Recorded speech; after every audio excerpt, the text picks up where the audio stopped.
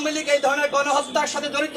সুতরাং আওয়ামী লীগ কোনোভাবে বাংলাদেশে আর রাজনীতি করতে পারে না। অনতিবিলম্বে র্যাবের নাম পরিবর্তন করা হবে। আমরা দাবি জানিয়েছি আইন শৃঙ্খলা রক্ষাকারী বাহিনী, পুলিশ থেকে শুরু করে যারা রয়েছে র্যাব, তাদেরকে বডি ক্যামেরা তাদের শরীরে ফিট করতে হবে। এ বিষয়ে আমাদেরকে আশ্বস্ত করা হয়েছে যে পুলিশের গায়ে এবং র্যাবের গায়ে বডি ক্যামেরা ফিট করা হবে। এছাড়া আপনারা জানেন যে সাবেক আইজিপি শহীদুল হক, তার যে দুর্নীতি আমরা তথ্য পেয়েছি, তার বাসায় অর্থ সহ বিভিন্ন আমরা শুনতে পাচ্ছি অভিযোগ রয়েছে। তার বাসায় সহ যারা পুলিশের ঊর্ধ্বতন কর্মকর্তা, যারা বিভিন্ন সময় এই আওয়ামী সরকারকে বিভিন্নভাবে সহযোগিতা করেছে, আমরা বলেছি তাদেরকে তদন্ত করার জন্য এবং তারা যে দুর্নীতির সাথে জড়িত ছিল সেই বিষয়গুলো খতিয়ে দেখানোর জন্য।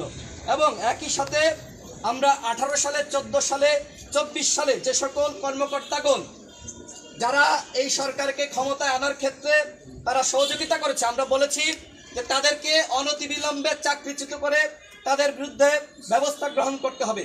জনগণের পক্ষ থেকে এবং বিভিন্ন রাজনৈতিক দলগুলোর পক্ষ থেকে বিভিন্ন সময় দাবি উত্থাপন করা হয়েছিল।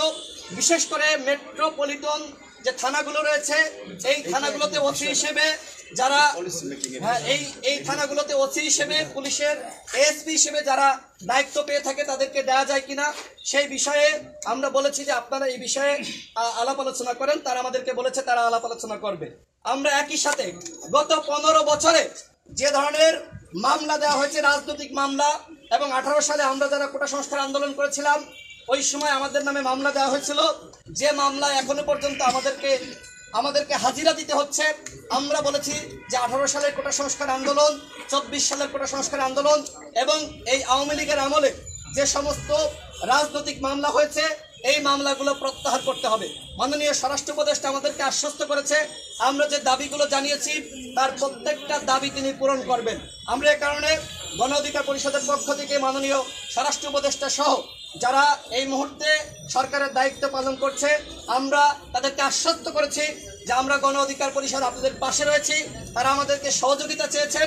আমরা বলেছি যে কোনো প্রয়োজনে দেশের আইন শৃঙ্খলা পরিস্থিতি রক্ষা করার জন্য তারা আমাদেরকে আহ্বান জানালে আমরা তাদের আহ্বানে সাড়া দিব। এবং আপনারা জানেন যে আগামীকাল আমরা যেটি শুনেছি যে আওয়ামী দুর্বৃত্তরা তারা মাঠে নামবে এবং তারা সভা সমাবেশ করার একটি হুঁশিয়ারি দিয়েছে। আমরা এই বিষয়ে তাদেরকে অবহিত করেছি। বাংলাদেশে যেহেতু আওয়ামী লীগ এই ধরনের গণহত্যার সাথে জড়িত, সুতরাং আওয়ামী লীগ কোনোভাবে বাংলাদেশে আর রাজনীতি করতে পারে না। বাংলাদেশের জনগণ তাদের রাজনীতি নিষিদ্ধ চায়। আমরা তাদেরকে জানিয়েছি সেই বিষয়টি। আগামীকাল আওয়ামী লীগ মাঠে নামতে পারবে না। এ কারণে বাংলাদেশের জনগণকে, যারা এই বিপ্লবে অংশগ্রহণ করেছিল, ছাত্র জনতা, আমরা গণ অধিকার পরিষদের পক্ষ থেকে বলতে চাই আগামীকাল এবং 21 আগস্ট পর্যন্ত লাগাতার আমাদেরকে রাজপথে থাকতে হবে। আগামীকাল আওয়ামী লীগ কোনো ধরনের প্রোগ্রাম করতে পারবে না, আমরা প্রোগ্রাম করতে দিব না।